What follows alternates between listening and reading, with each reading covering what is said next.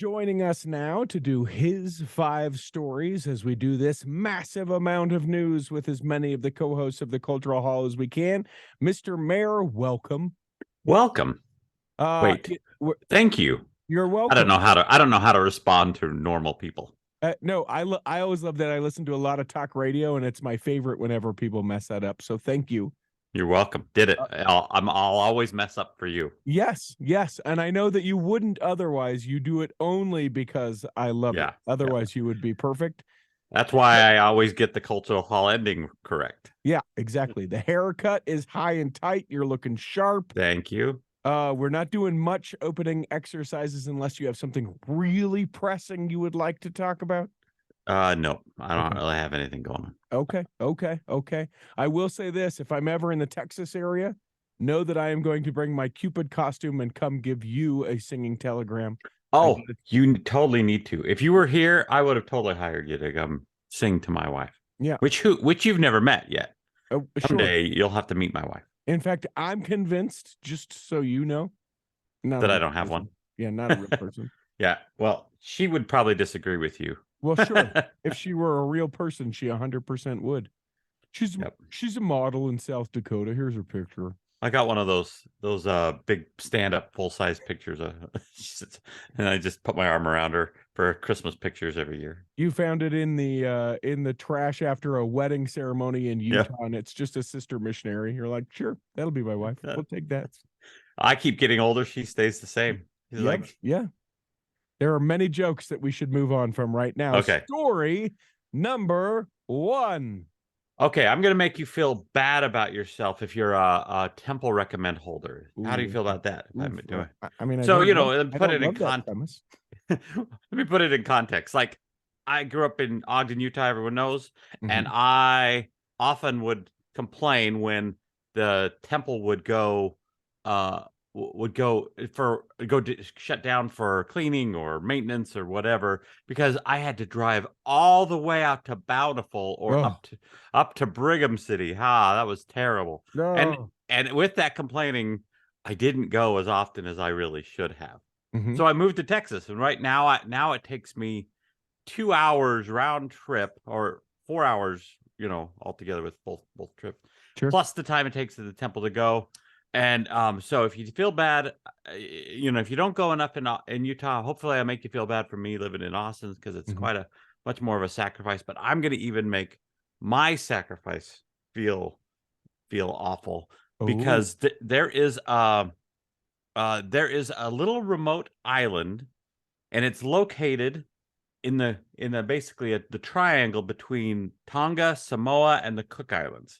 Okay. So we're talking super small, very small, pretty remote. Very remote. The name of the island is called Niue, spelled Niue. Niue. It gives me the phonetic pronunciation because I wouldn't have known that. Very, very aware of that. It's roughly 100 square miles and a total population of only around 1,700. Now, you would think that it's a long journey, even between all those, to get to Tonga or Samoa, and that's a big deal, and that's what I'm talking about. But that's not what I'm talking about, because there are no flights to Tonga, Samoa, or even the Cook Islands. The only flights fly to New Zealand, and it's extremely expensive.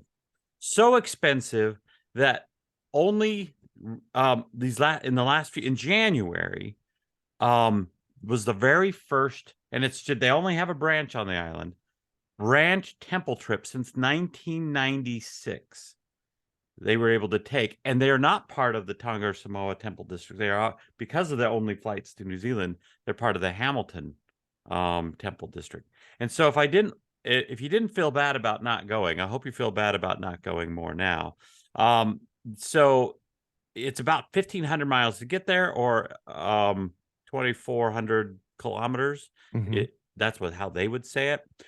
And the branch president, his name is Timothy Wilson. He told the Church Pacific Newsroom, "We felt so close to our Savior, Jesus Christ, in the temple. It was spiritually uplifting for me, for the members of the branch who have been away from the temple for so long, and for our youth who are experiencing the temple for the first time.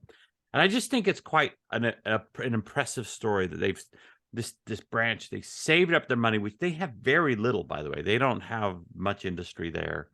And they made this sacrifice to go to the temple. And the last time was 1996, almost 20 years ago. And so it's quite a feat, quite an amazing story. Anyway, that's what I wanted to share. Yeah, I love that story. It's interesting. I do want to correct one thing that you said. You said What did I say? There's a branch on the island. There's actually 2 branches. Oh, here's what sounds amazing about that. Only 1,700 people on this island, and there's enough for 2 branches. 100-mile wide island. Sounds pretty great. Lots of members of the church. Pretty remote. Sounds like a place you want to like live, especially if you hate people. The thing that I think is 2 parts of it that are interesting, and one leads to the next one. Niue is the first country to be named a dark sky place. Yeah, so the entire country is a dark sky place. And then the second thing is, so these people, the most recent person had been to the temple 10 years ago. None of the youth had ever been, and the last time they did a temple trip was, as you mentioned, nearly 27 years ago, 1996.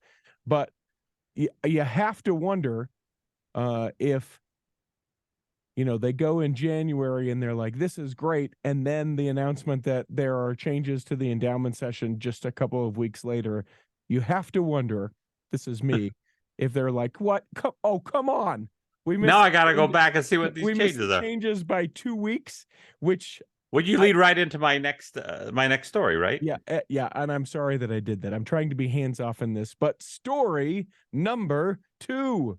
So they just recently made changes to the temple endowments again. I mean, it seems like in the last few years there have been at least once a year there's been a significant change, and happened probably more so this last change. And what kind of frustrates me was I was just in Utah.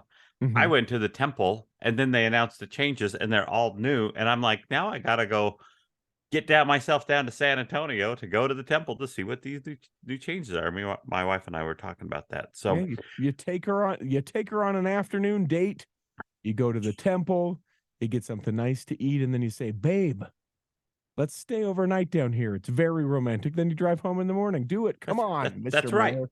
We could totally do that. So we will. We'll definitely do that. But I wanted to go through some of these, and understanding that I haven't seen any of these. So many of the listeners who are probably closer to a temple than me, probably have experienced some of these. So I would love to, if you've heard anything more, or if you've experienced them, I'd love to know more about it. But one of the very first ones that I think is really cool, and I remember, I'll set this up by, I was teaching a temple prep class years ago in Ogden, and I talked about the 5 different covenants that you make. And someone thought that they needed to, even though it was in the curriculum, decided that I shouldn't have been talking about those. Oh, really? And said something. To this day, I don't know who it was. Someone in the class, or someone who was part of the class, reported to the bishop, and we had a nice little laugh about that.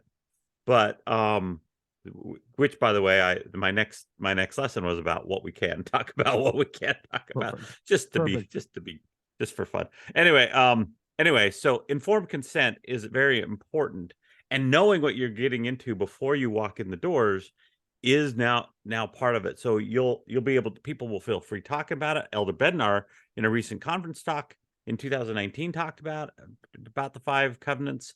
And so having that clearer before you walk in the door, and also clearer at the beginning, from what I understand, it's actually now part of the temple ceremony near the beginning, that they'll talk about the 5 covenants you will be making, giving you even one more chance to like decide whether this is something you want to do or not, instead of waiting until you're kind of in there not knowing what you're getting into, and then say, well, if you want to get out now, what is it? I don't know what the words are. I don't want to repeat them exactly. Well, sure. And I don't know that we want to necessarily, but there definitely used to be a feeling that you'd kind of be in the middle of it, and it's like, all right, we're going to do this. Hey, but if you don't want to, now you can kind of, this can be this sort of awkward moment in the temple, and you can kind of get up and leave. And And You've got your family behind you. Everyone's there. What are you right. going to do? Go, well, I guess I'm out of here. Yeah. I'm sure there were people who did from time because but the majority of people would never have do that.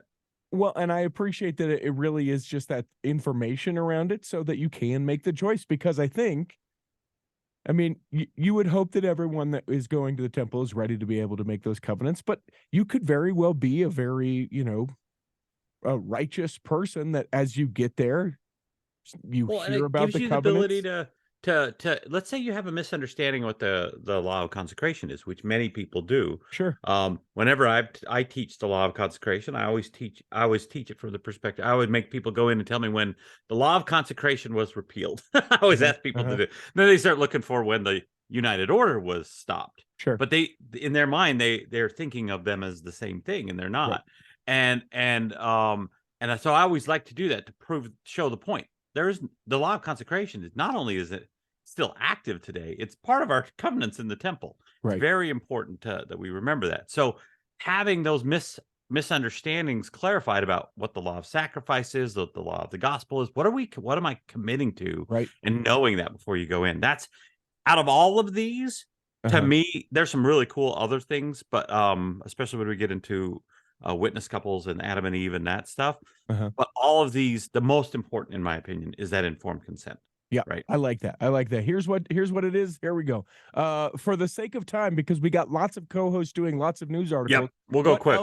What else in this, having not experienced yet, do you wish to highlight for those that maybe are? So I'm excited to see the stuff on the war in heaven. Apparently, there's some additional language in the beginning about the war in heaven, and you hear Satan and Jesus's voices discussing it and going through like who can give the glory and who's gonna be saved, all that stuff. So that I'm interested to see that. Mhm.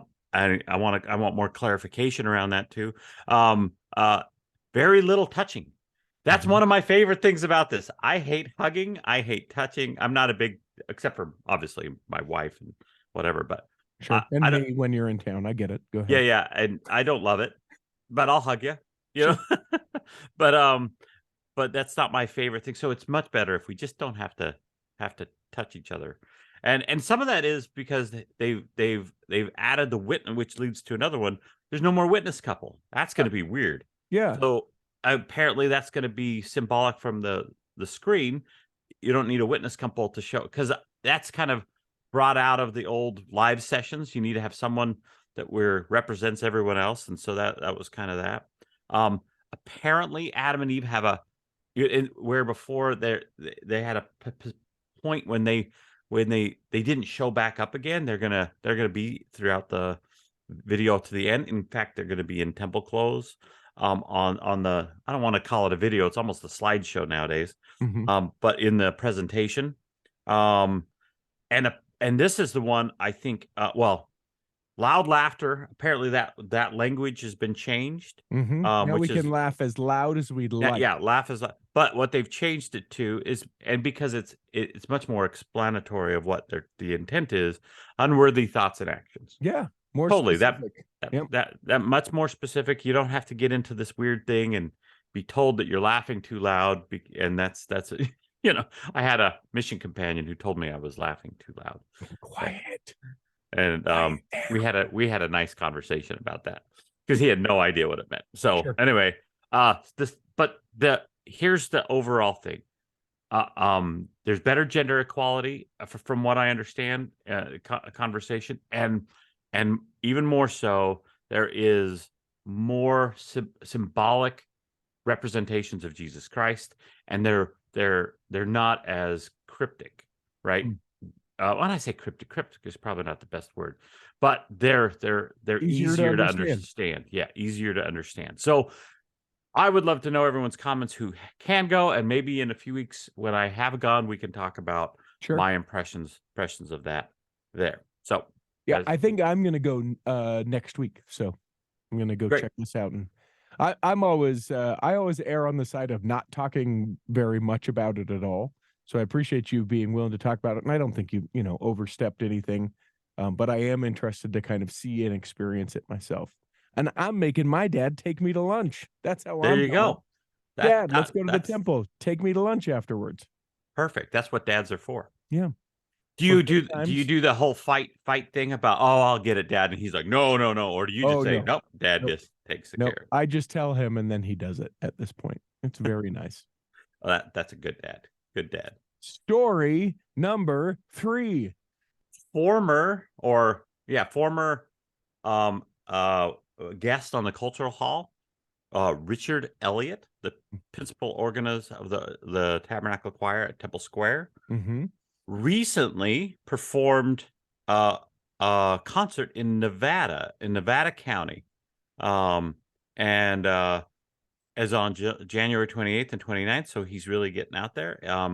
Just as a reminder, he performs weekly with the Tabernacle Choir, or most weekly. I'm sure there's probably weeks he's on vacation or whatever, but often, if you want to see him, he's performing with the Tabernacle Choir and the music and the spoken word.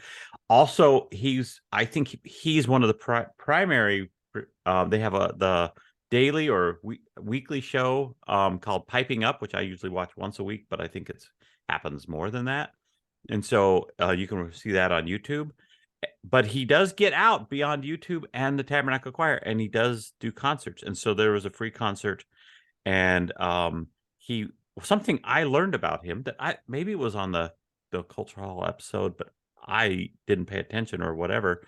He studied he was a assistant professor of organ at Brigham Young University, but during his schooling in Philadelphia, where he originally got at the Eastman School of Music in Rochester, New York, and while there and in Philadelphia, he also was in Curtis Institute of Philadelphia.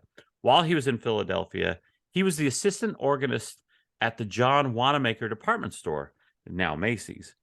And that is home to the world's largest functioning pipe organ, which I would have thought the Tabernacle Choir, the Tabernacle organ, was one of the largest, if not. I knew that. I knew that one wasn't the largest. I knew it wasn't the largest, but man, so if it's the world's largest, and I know how big that is, that's all I'm saying. I'm trying to compare. I'm like, how much bigger is it than that? That's all. So that was really interesting to me that he'd done that, and that he's not just tied to Tabernacle Temple Square. I'm sorry, and the Tabernacle. He actually gets out and does concerts as far in Grass Valley, Nevada. Well, so a couple things. One, the episode he was on, episode 466, there will be a link in the show notes. In the episode where he and I chat, he talks about how he has played some of the world's most amazing organs, like in Europe, in South America. Yeah, I remember that. He goes around and does all those things. I didn't recall the one in the U.S. So bigger than Nevada County, Nevada. He also goes and plays some of these other organs. But this is what I challenge you. I have a challenge to you, Mr. Mair. Get ready for article number 4. But I looked it up. It's every Wednesday at noon is when Piping Up occurs.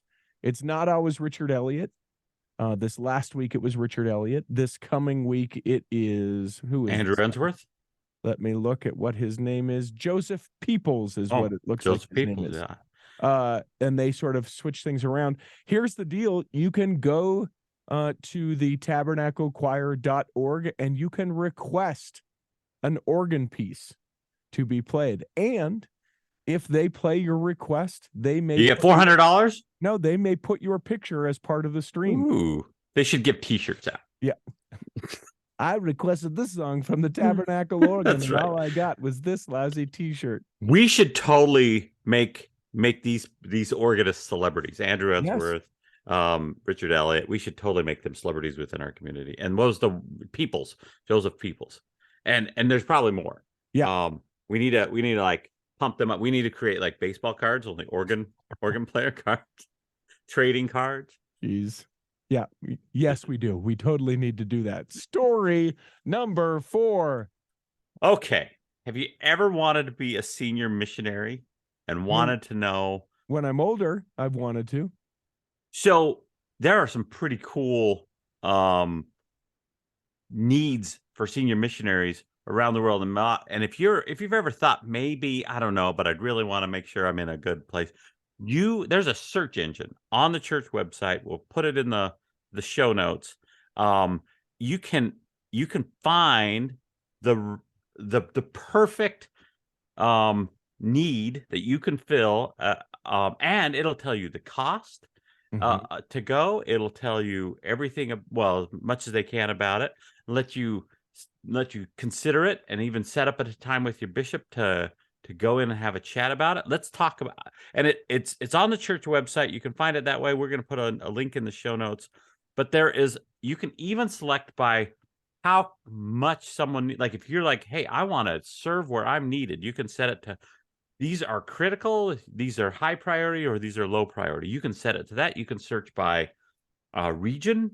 You can search by, whether you want it just a particular state, country. You can really get down and granular. So for instance, I went and pulled up, because I can't do it yet, but I pulled up a few.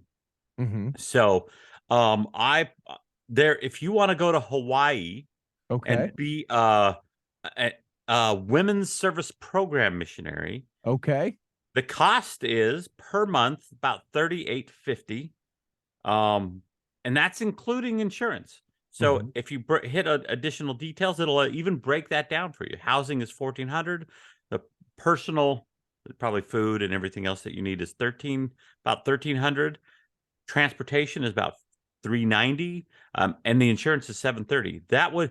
That's a 2-year trip, 2-year service trip to Hawaii. And then I'm sure that doesn't include any of the things you might see messing around in Hawaii or going from island to island, but if you have that time. But that is there.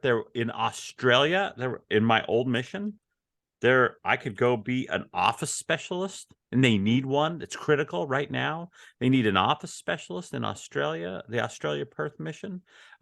Melbourne needs an English-speaking couple for an education specialist. So if you have that background, if you are a health care professional, a nurse or something like that, you want to know it, just anecdotally, as I was searching through, almost every mission that you can think of needs a mission health advisor. I swear there's a high need right now. If you can almost pick your place, if you are a healthcare professional and you want to go serve there. And then, so I thought that was really cool that I didn't know before. You can totally find it's like what would you call it? It's like Travelocity. It's like an Airbnb for missions, right? Yeah. How much, how long, how critical, how, all these things. The Airbnb for missions. Perfect. I thought it was cool. And I will eventually, when I retire, want to use this, because I want to serve. Sure. I'd like to serve. What I'd like to do is serve in a church history mission, like back in Niue or something like that. Area family history specialist in Bangkok, Thailand. Ooh, is a critical. My brother went to Thailand on his mission. Maybe he would want to go back. I don't know if his wife would. All right. Story number 5, and then we say goodbye. Don't worry, you don't have to end with anything. Okay. First presidency announced yesterday or the day before? Yeah, yesterday. As we record this. Oh yeah. On the 15th.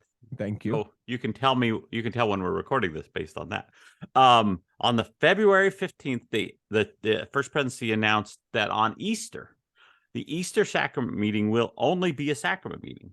And it will be, the idea is to, like we do at Christmas, focus on the Savior, which I think most wards did that in sacrament meeting Easter Sunday anyway.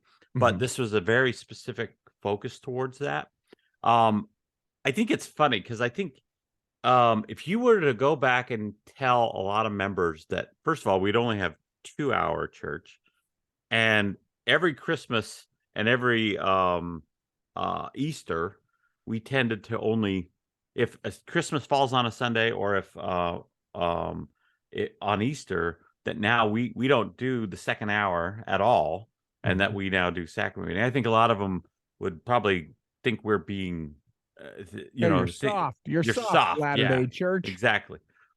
But I think it highlights the fact the church has been inspired to move to a more, again, home-centered, church-supported idea.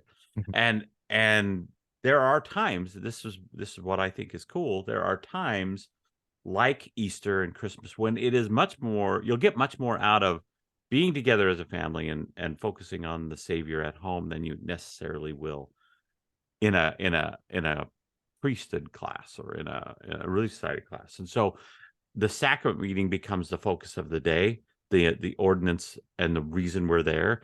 I think it's a great great way to look at it. So they're encouraging, obviously, Christ-centered message and sacred music. So obviously, church choirs, get ready, Yeah. because you definitely want to make sure your Easter Sunday game is up to speed. Yeah, you got to have at least one. You got to have at least One. A Yep. nice, and it makes me kind of want to be the choir director for only 2 months.